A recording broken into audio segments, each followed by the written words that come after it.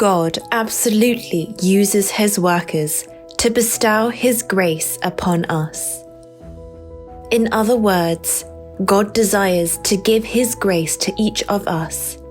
Therefore, He forcefully appoints a person as His worker, and through him, He accomplishes His work.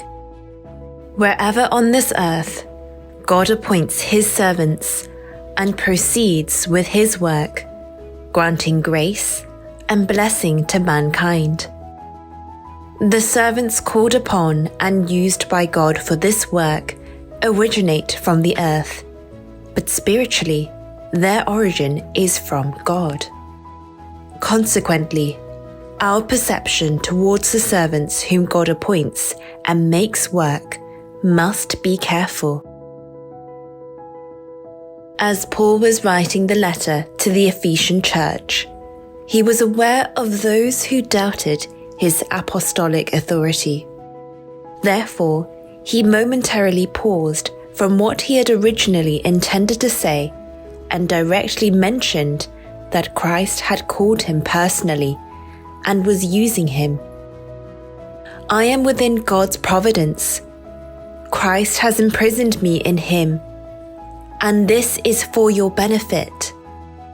My imprisonment is not a sign of weakness for you to look down upon. Rather, it is my strength. You should clearly recognize who stands behind me, teaching you. Paul emphasized that God had entrusted him with the stewardship of grace. A steward is someone entrusted with the management of the master's dwelling place. The purpose of the steward is to ensure the stable maintenance and prosperity of the master's dwelling place. To achieve this, the steward does what the master desires in the manner that the master wants. Therefore, the steward cannot do according to their own desires. Instead, as they work, they must endure many discomforts. Nevertheless, the reason why they can carry out the work with hope is driven by the expectation of future compensation from the Master for their sacrifice and suffering. Paul referred to his duty from God as the stewardship of grace. This was because receiving this stewardship itself was God's grace, and the work he carried out as a steward was to convey God's grace. His desire was for people to recognize him as the one entrusted with God's mystery. Furthermore, he wanted them to understand this work was not of his own choosing, but had been forcefully entrusted to him by God. By doing so, he hoped some people who viewed him from a worldly perspective would abandon their distorted perceptions and obediently follow his words.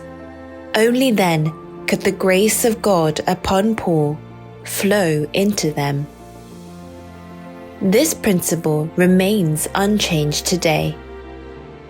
A pastor is the one whom God has forcefully established to mediate his grace. Therefore, a pastor does not work for their glory, but for the saints entrusted to them by God. A pastor cannot avoid suffering or try to resolve their unfairness. Instead, a pastor consistently mediates grace and blessing for the saints. Therefore, saints should understand the relationship between a pastor and themselves in God's providence and allow grace and blessing to flow into them. In this way, each saint can also fulfill the role of a steward, and the entire church can abundantly receive God's compensation in heaven.